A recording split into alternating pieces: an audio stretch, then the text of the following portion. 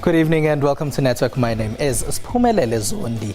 As we wait for the final matric results, we tell you about online initiatives that want to help struggling students. Tonight we also go to Liberia, where we'll find out about a computer literacy program. During our discussion, we'll chat about how social entrepreneurship and technology can fight unemployment. We are live. Find us on SABC Network on Facebook and Twitter. We're on News Network at sabc.co.za and email. Let's start with your social media and technology news.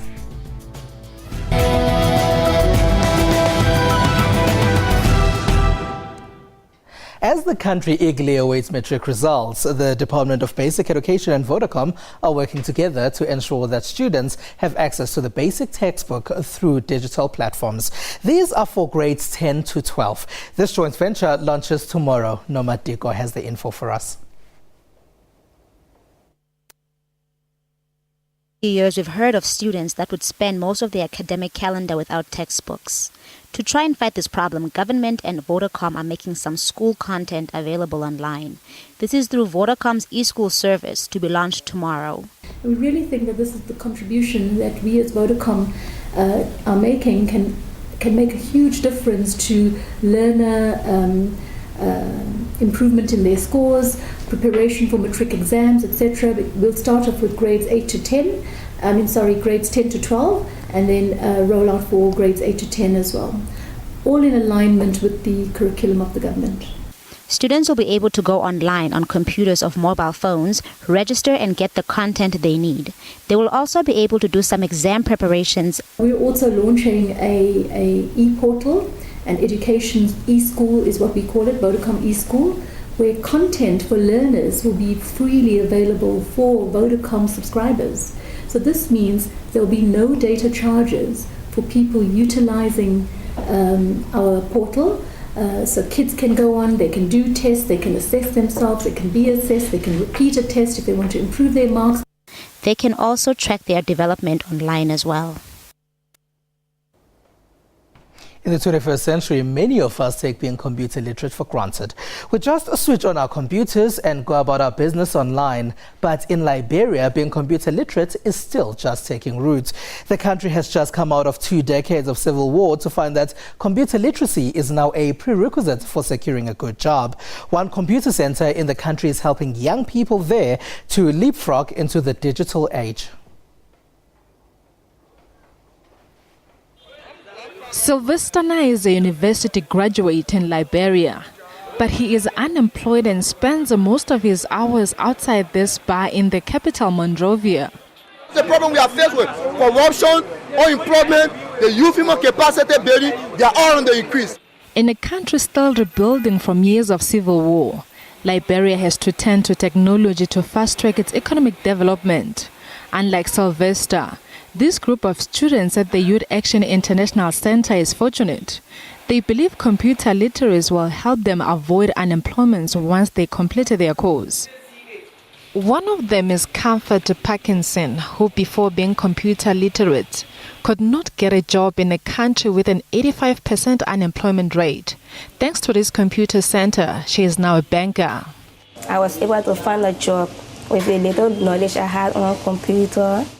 Dixon Moore is also a graduate of Youth Action International. He is now an employee here training other students. His comments are quite sobering.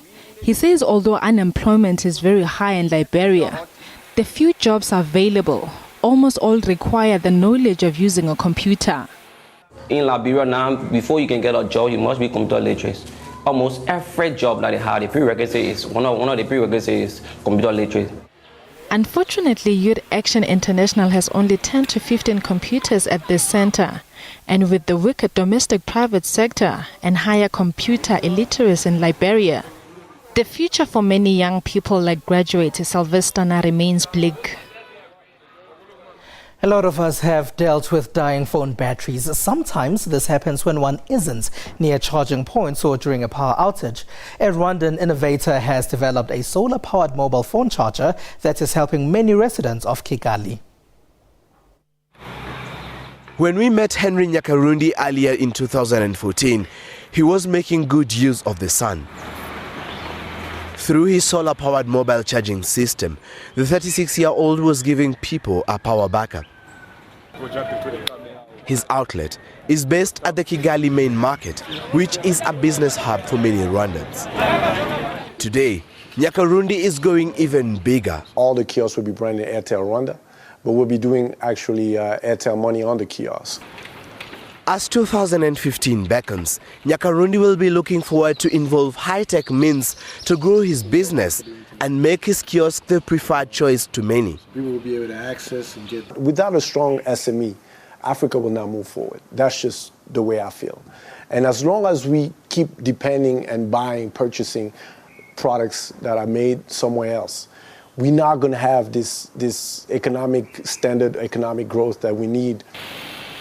The business sector in Africa is taking a new turn, and stakeholders are looking forward to more sustainable businesses in 2015. With every major sporting tournament that passes, expectations are that the next one will be bigger and better. Take the 2014 FIFA World Cup in Brazil, for instance. The tournament was termed the first digital football World Cup. So high-tech was the promotion around the event. It even had a footprint in outer space. Can the African Cup of Nations create the same digital buzz in 2 weeks' time? Here's Tile Kaswane with the technology aspect to the upcoming African Cup of Nations. This football is called Mahaba. It's been designed specifically to be used during the Africa Cup of Nations tournament in just a fortnight. And it's quite a technological masterpiece, suited to the playing conditions during the tournament in Equatorial Guinea. Adidas, as the designers of the ball, say they've created their best ever football. So stay tuned from January 17th to see if this is true. For those wishing to place an online bet while watching an AFCON match, unfortunately the technology does not exist here as yet. But the Brazil World Cup last year, described as the first digital World Cup, provided some companies with the initiative to come up with football betting smartphone applications. Like this one, the William Hill app. In-play betting has been the biggest growth aspect from William Hill Online over the last 4 years, and it's about half of what our sportsbook is right now. Back 4 years ago, it was about 20% of our sportsbook. Most of the popular bet types are around players, whether they score goals, whether they get yellow or red cards, how many corners in each match. It's about action. Undoubtedly, the greatest technological achievement in football over the last year was the introduction of goal line technology at a major football tournament. While it was successfully used in Brazil, it is unclear if it will be used in Equatorial Guinea. So, at first glance, the upcoming AFCON tournament will not give us much to write home about when it comes to new technological developments. The film The Interview continues to make a lot of money from online streaming in the USA. This is the film believed to have resulted in the hacking of Sony Pictures. The FBI says signs of the hacking point to North Korea, a country now facing new sanctions. Experts are still trying to figure out how North Korea could have managed to pull this off. Sony Pictures has added more online viewing options for the film The Interview. It's now available on demand through American pay TV operators and expanding its reach in cinemas. The film is blamed for triggering a massive cyber attack on Sony. The attack saw the studio cancel the Christmas Day release of The Interview after hackers threatened violence against cinemas. Following days of criticism from Hollywood celebrities and President Barack Obama, Sony struck deals to launch the film in 331 independent cinemas and through online distributors. Over the long Christmas holiday weekend, The Interview earned over 115 million rand online in 4 days and another 28 million rand in cinemas. American investigators believe that North Korea likely hired hackers from outside the country to help with the massive cyber attack. But Kevin Mandia, the chief operating officer of Far Eye Inc., whose Mandiant forensic division helped Sony investigate the attack, says he doesn't know who was behind it. What I've learned over the years of responding to incidents is a lot of different criteria can go into who is behind this attack. Could be the malware used, could be the IP addresses or infrastructure used to launch the attack, could be the naming conventions of the files that the attackers are pilfering and staging somewhere. There's a whole bunch of criteria. At the end of the day, all attribution can be wrong when you use those factors. Security experts have begun questioning the FBI's assertion that Pyongyang was behind the cyber attack. Consulting firm Taya Global says the result of a linguistic analysis of communications from the suspected hackers suggests they were more likely from Russia than North Korea. And cybersecurity firm Norse says it suspects a Sony insider might be the culprit. We got the interview! The CIA would love it if you could take him out. Let's take a short break. As we go to break, we'll find out which African presidents one can follow in social media in the new year.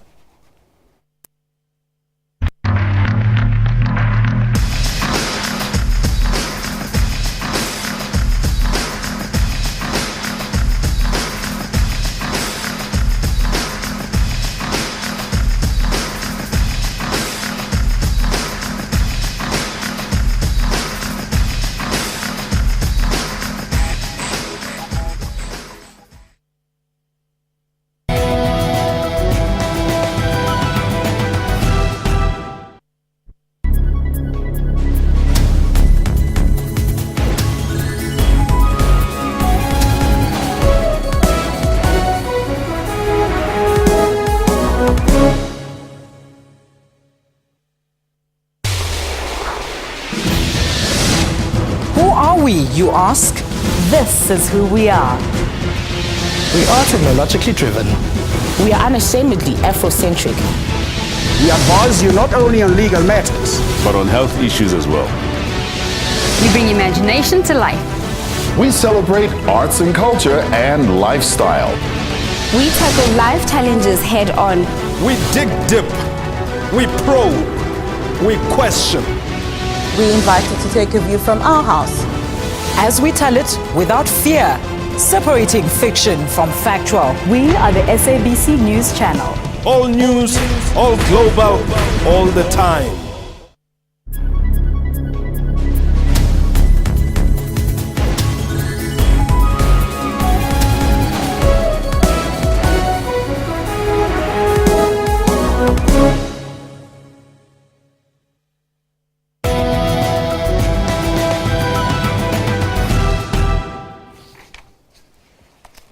Welcome back. Now, matric results will be revealed tomorrow, and I'm sure most matriculants are going through pre-results jitters. The next insert informs those awaiting their fate tomorrow on how they can get their results first by using the power of technology. Here's producer Lebusi Chage. This was the time senior high school students took to their individual school halls to put to paper the knowledge they have gathered throughout the year. Tomorrow is the day when South African matriculants get their first ticket to the working world. Thanks to technology, students don't have to wait for print publications to see their results. The SABC Education SMS line service is one platform that has been able to show matric results throughout the years.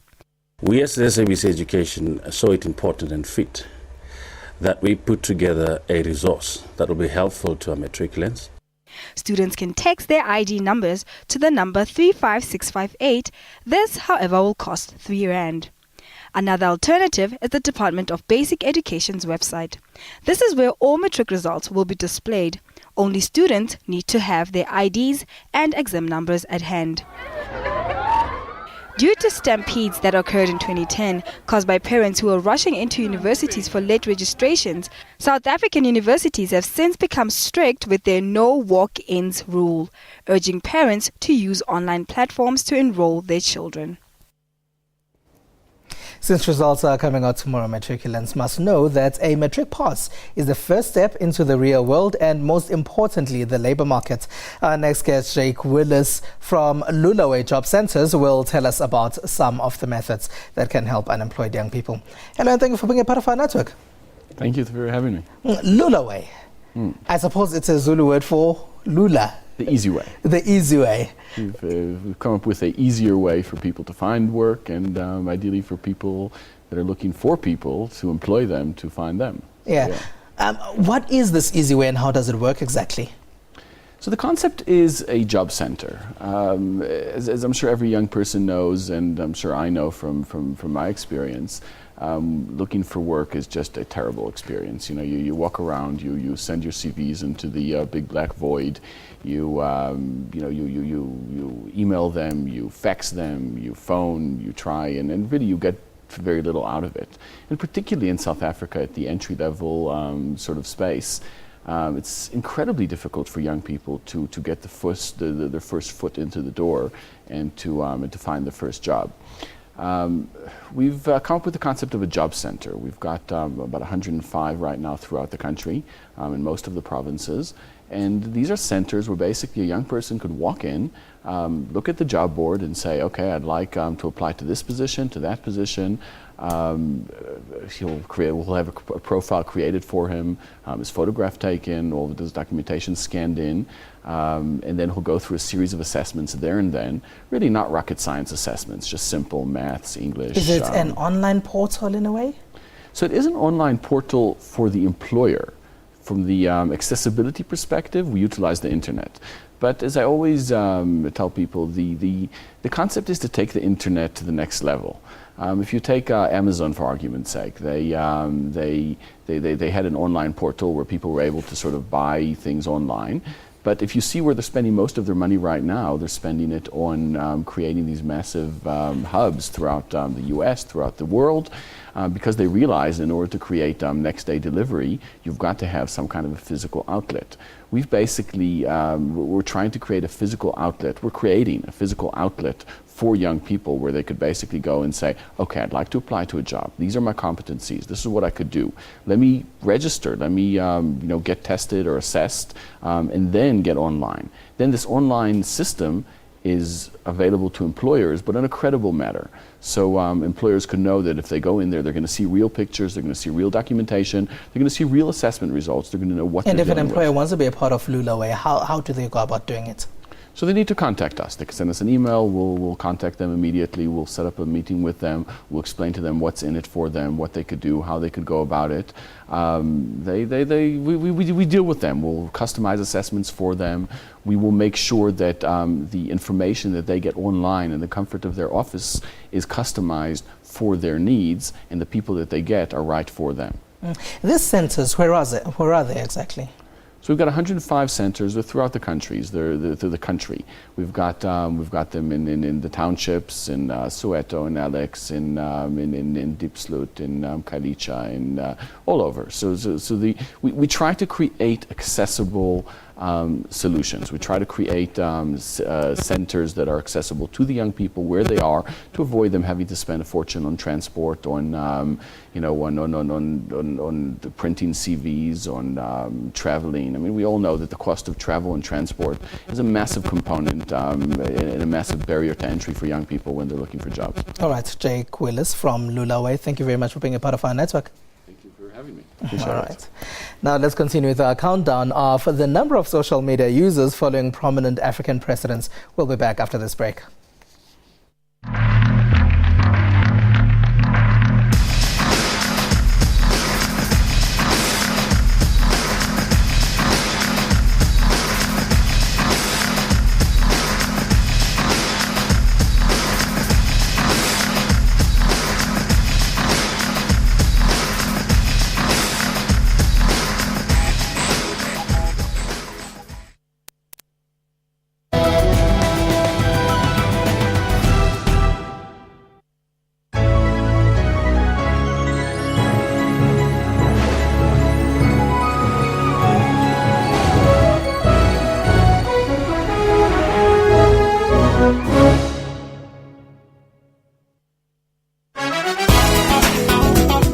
Culture is most definitely defined through one's individual style, be it through music, lifestyle, and fashion. Live Magazine has been in existence since 2010. It is a youth-run media channel covering a range of topics from fashion, politics. We need, and there's a huge gap in South Africa, skilled museum personnel, such as collections manager, restorers. That is a gap. Pattern of contact includes the 14th century Chinese world map. This is one of the oldest surviving world maps, titled Da Ming Hun Yi Tu. Join Musam Khalipi on Afro Showbiz every Saturday at 19:30 CAT.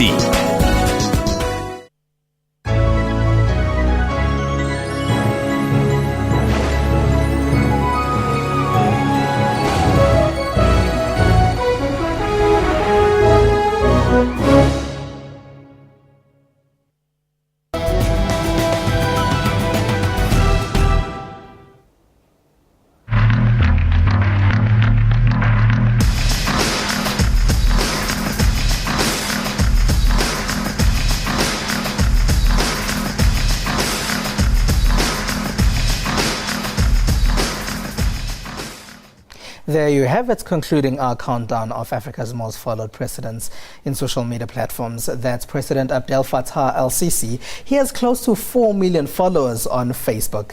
Next, we'll be chatting about a simpler number to wrap one's head around, the top 10 tech trends to look forward to in 2015. Last week, we touched on the technologies that dominated Africa in 2014. This week, we are joined by Liza Hagen from the International Data Corporation with their top 10 for 2015. Hello, and thank you for being a part of our night, Liza. Thank you very much for having me. Now, in Africa, are our tech trends the same as that of the rest of the world? I would like to say yes and no. Africa is a developing market, and as such, it's got very unique requirements.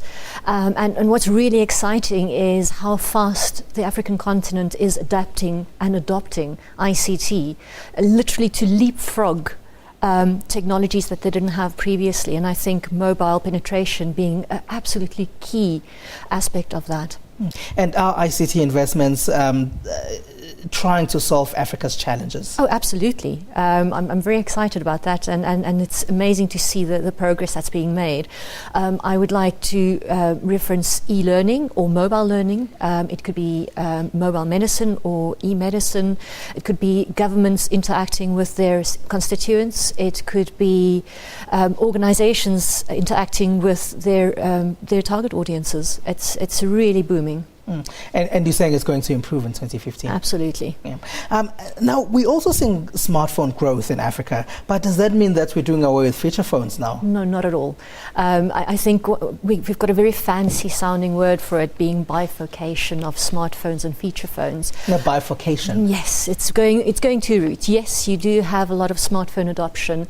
It is still a status symbol. It is quite important. It's impressive. People want to be seen with these devices, and they're extremely useful. However, the vast majority of mobile subscribers are still on feature phones, and they need to be able to access USSD services. And this is how it's really interesting how larger organizations such as Facebook, for instance, are really looking at their interaction and their user experience on a feature phone.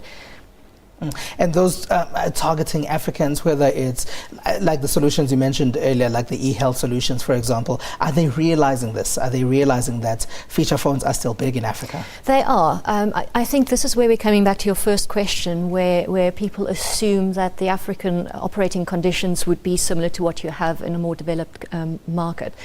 No, you wouldn't. You have to tailor it. And this is also, I think, one of my favorite things to say is Africa is not a country. You will have different countries having different requirements and different usage. And it's so important for organizations to realize that. Cybersecurity, that's been a big problem internationally in 2014. And coming to this year in Africa, are we now realizing that we need to be secure in the cyberspace? Yes, cybersecurity is absolutely foremost in most organizations' minds, especially your private sector. I think public sector is starting to realize that. If you look at the African Union had their what was it? The focus on cybersecurity and personal data protection, and that has been mandated through all of the African Union constituents. So I anticipate 2015 to see this focus on cybersecurity, and not just basic cybersecurity, not just a firewall, but multi-factor authentication, for instance, becoming very important. Cybersecurity takes us to another one, and that's cloud computing. And are companies picking up cloud computing this year, you think? Absolutely. I think the other thing that I want to emphasize here, as the discussion is not around the technology anymore. It's not about, yes, do we have connectivity or don't we have connectivity? Do we have servers, don't we have servers? No. It's more around the business sense. Does this make sense to my business? Am I going to get a return on my investment? And the decisions are made accordingly. And basically the overview of technology in Africa, what do you think are some of the other big trends that we haven't touched on? I would like to emphasize the focus on government involvement in ICT development, where an ICT policy is absolutely reaping its dividends for most countries. If you look at Nigeria, if you look at Kenya, Rwanda being a fantastic example of top-level involvement in ICT development. There's much to be learned, I think, in the rest of Africa. And do you think it's going to improve intra-Africa trade? Absolutely. Ooh, this is very exciting. You have 30 seconds to answer that. Good heavens, way too short. If you start looking at what ICT can do for intra-Africa trade, mobile money being one of the examples, migrant workers sending money, tax authorities speaking to each other, it's there.